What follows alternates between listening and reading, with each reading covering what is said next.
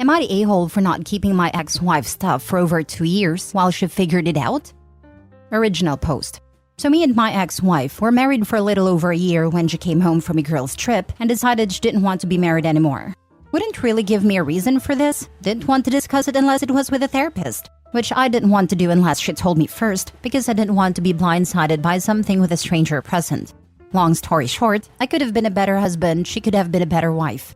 But we separated, divorced, and that was fall of 21. Fast forward to now, we've had very minimal contact, for taxes or mail, stuff like that, but have been very civil with each other. So this past summer, I hadn't heard from her for months, and wanted to clean out my garage. Some totes of clothes and decorations that I'll never use. So, a weight went to the trash or donated.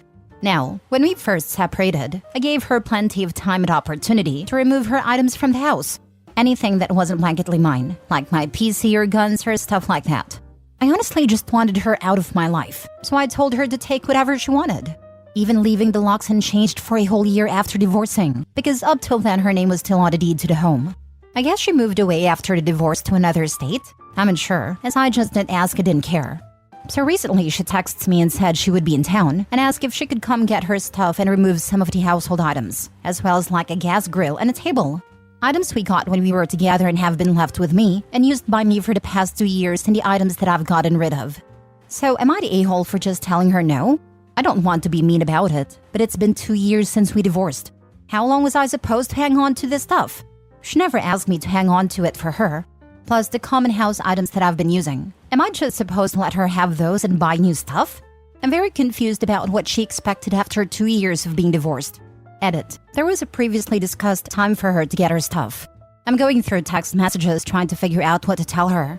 It was last Christmas, and she never showed up because she said she got caught up with family and had to fly to New York for the New Year's party. That was also the last time we spoke till now. Now for the top comments before reading the update.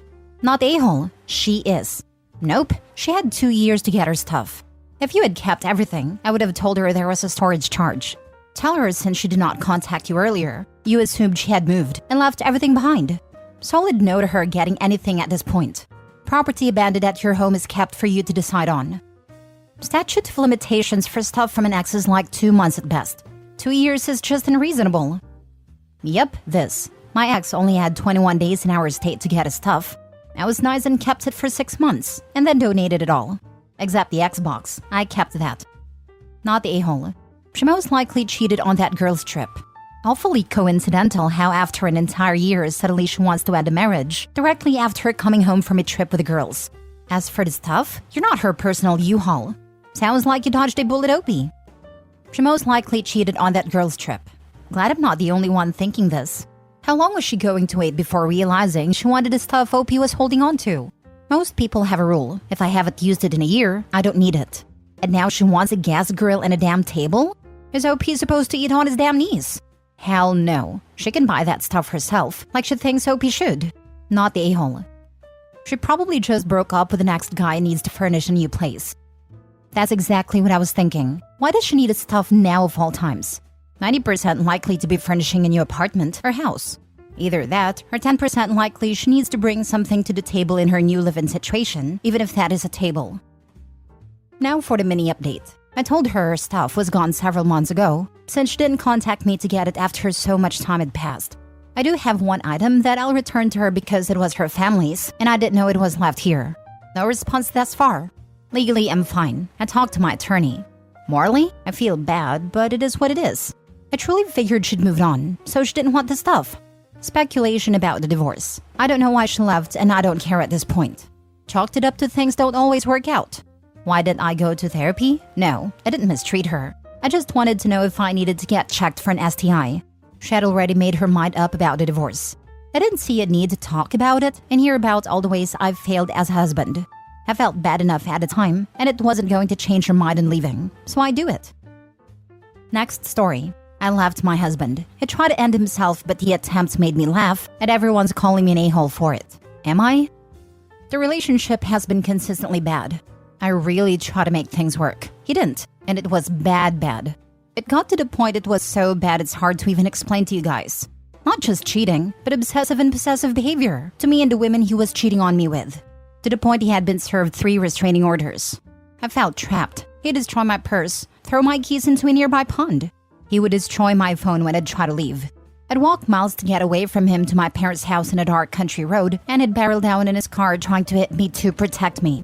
Because there are coyotes and bobcats and dangerous people out there, and told me and the police that he was trying to hit me to immobilize me, so I'd have to get into the car and be safe. Yeah, it was bad. Well, at one point, I had finally planned and started executing my escape. I had my things packed and moved. I coordinated a place to stay. I had to do it all fast while he was at work. But he knew and showed up. Later found out he had secret cameras all over the house to monitor me. He fought me, physically, emotionally, everything. But it didn't work. I was already leaving. That's when he came out with one last big attempt. He blocked the truck my friend was driving. He stood in front of it screaming, crying that he was going to puke. We both yelled at him to move. He said if I don't turn around right now, he's going to end himself. We both tensed. I honestly don't know what he's capable of, what weapon he's got, if he's going to hurt himself for us. We know inside the house he's got a gun. He's always messing with it and hiding it, and I currently didn't know where it was. So I'm beginning to panic and trying to discreetly reach my phone to call for police. That's when it happens. He lifts something to his wrist and says, "I'll do it. I'll slit my freaking wrist right here." In his hand, he's holding his electric razor. The kind with the round flexible trimmers at the top. I couldn't help it. I don't know if it was the adrenaline, but the sudden change up from rushing to leave and trying to get out, and then legit thinking someone was about to die, to suddenly seeing someone threaten to take their life with such a comical items, I busted out laughing. Yes, I understand that's insensitive if someone was really going to hurt themselves. Honestly, I don't think he ever was going to. It was a manipulation tactic. And if he was, he wouldn't have picked that. But it just came out. He got mad at us laughing. He just sulked away and we drove off. I honestly thought I was going to faint after that. Like the tension of all that to finally feeling safe. It was like my body excited to give out right then. Okay, so all that happened. We get to my new place, my friends come to help me unpack and get settled. I had told my friends what happened and how I laughed, and it was only then that he finally let us leave. They had some idea of how bad the relationship had gotten, but they're really upset at me now. They can't believe I would treat anyone going through that kind of mental state that way. They agree it's a dumb thing he did, but they think laughing at it was the worst thing I could do. They think if anyone threatened to do that in front of them, they'd be horrified, regardless of what item they picked up. It's hard for them to understand a roller coaster of reaction, the extreme terror and fear. It's not like I was being cold, it was a reaction in the moment. Now I feel like I've left that bad situation, and my reaction is now making my friends think I'm just as bad as him. I'm worrying I'm just as bad as him. I feel like I'm making excuses about it because of the situation, but the truth is that I'm not a good person. Am I the a-hole? If someone says they'll kill themselves if you leave them, that's your cue to run. Laughing was the best reaction. It let him know that you weren't going to let him manipulate you anymore. Not the a-hole OP. Glad you finally got out of there. Make sure you have security cameras in your new place. This. Not the a-hole. If someone had treated me like that, threatened to end themselves with something that couldn't actually do it, I'd laugh too. Not the a-hole. Your involuntary reaction was your body letting go of the fight or flight response, aka relief. Coupled with the ridiculous weapon he was waving around, I would have laughed too. He got mad because rather than kiss his butt, you laughed at him. Manipulators really hate it when they are called out or laughed at. He definitely has some mental issues going on. Yep, the laughing is what finally showed him she couldn't be manipulated anymore. As long as OP was arguing / trying to compromise, he felt he had power. When she literally laughed at him, he knew it was gone. He wasn't sad she didn't care about his self-harm attempt. He's sad she's not in his clutches anymore. Not the a-hole OP. Next story. Am I the a-hole for refusing to take my ex-girlfriend's 2 other children with me for Christmas? I, 40 male, have a daughter, Claire, 14 female, with my ex, Amy, 39 female. Amy and I broke up when Claire was born because she felt like we settled down too soon and felt shackled by our relationship and family. We have always shared 50-50 custody since. I got married to my now wife, Jane, 35 female, about 5 years ago. Amy went on to have 2 other kids with 2 different men who aren't involved with the kids. So she has full custody of her 2 other kids, then 50% of Claire. Her 2 youngest sons are 2 and 4. Claire doesn't love her living situation with her mom. The place is crowded, and her 2 younger brothers are just, well, toddlers. She says they don't leave her alone, and she gets no time alone there. So she prefers to stay with me more often now. She also gets along really well with my now wife and wants to spend a lot of time with her. Claire asked me if she could spend Christmas Eve and Christmas Day with me and Jane. Our regular schedule is that Claire spends Christmas Eve with one of us and Christmas Day with the other. Then we switch it around the next year. I told Claire that I can't give her an answer to that without discussing it with her mom. She asked her mom before I could discuss it with her, and Amy called to tell me it's okay, and that Claire can spend both days with me because she has her hands full anyway, and it would take some work off her plate. I'm excited to have both days with Claire, and so is Jane. Jane actually suggested we go somewhere since we have both days to spend with Claire. So we planned a trip to a beach resort in another city. I called Amy to let her know and she said it's fine. But she called me back 2 days later, asking if there's any chance I can cancel the beach trip and do something in our city. And also, include her son so that she can go and see her family this Christmas. She said her sons don't have passports, so she can't take them to another country with her to visit her family. But this is the only time she has to visit her family, because she always has to work. I said I barely know her kids, so it's going to be strange to just take them in and take care of them for however many days she's gone. I want to just relax with my wife and Claire, and taking care of 2 toddlers that I don't even personally know is not my idea of a good Christmas. That's so much pressure, and I haven't taken care of a toddler in about a decade. I also already told Claire about the beach trip, and she was so excited, so simply staying home isn't an option if it's not an emergency. I don't imagine she'll be too happy to have her brothers come along when she complains about being at her mom's house because of them either. I told Amy the reasons above, except that Claire doesn't like being around her brothers, and she said I'm doing this to punish her for leaving me, and that I could easily take care of her sons, but I'm being spiteful. I told her to stop being ridiculous. We broke up 14 years ago, and I've found a love of my life after that. There's no reason on earth for me to be spiteful. I said I really am sorry to decline her request, but I'd rather just be with my immediate family this Christmas. She said she didn't think I was the type to alienate children out of spite, and she's disappointed in the man I've become. This is the first time since our breakup that we had an argument or anything even close to it. She usually isn't like this, so while I think it's unreasonable of her to expect me to take care of her 2 sons while she's gone, I'm kind of worried I damaged our co-parenting relationship. Now for the top comments. Not the a-hole. Don't cave in. Claire is your only child. Your ex's sons, poor toddlers, they really deserve better. Or not.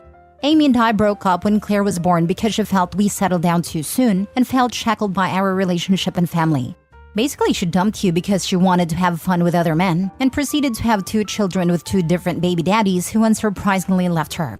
And now after realizing how badly she messed up by dumping you, she wants to use you to make her life easier and have fun again. What a hypocrite of a woman. She made her bed, and now she should lay in it. Seeing her history, I'd also be concerned that she wouldn't return, at least for a while. I thought the same thing, that she would either be gone for way longer than agreed upon, or she wouldn't return at all, especially if she plans on going out of their country. Not the a-hole OP and don't back down. Stand your ground. Not the a-hole. It sounds like Claire might move in with you full-time. I bet Claire would love to. I wonder how many diapers Claire has had to change. OP isn't alienating Claire from her mother. Her mother's behavior is alienating Claire. No wonder she wants to spend more time with OP.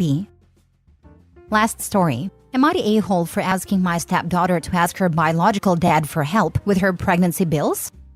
My stepdaughter, Claire, 24 female, had her wedding last year. We have had a strained relationship since she never took me dating her mother. However, I've always supported her in whatever way I could and considered her as my own daughter. I paid for everything throughout her life, including meeting all of the wedding expenses solo. She never valued that though. Her biological father has been absent for most of her life since she was a newborn, and yet she wanted him to walk her down the aisle.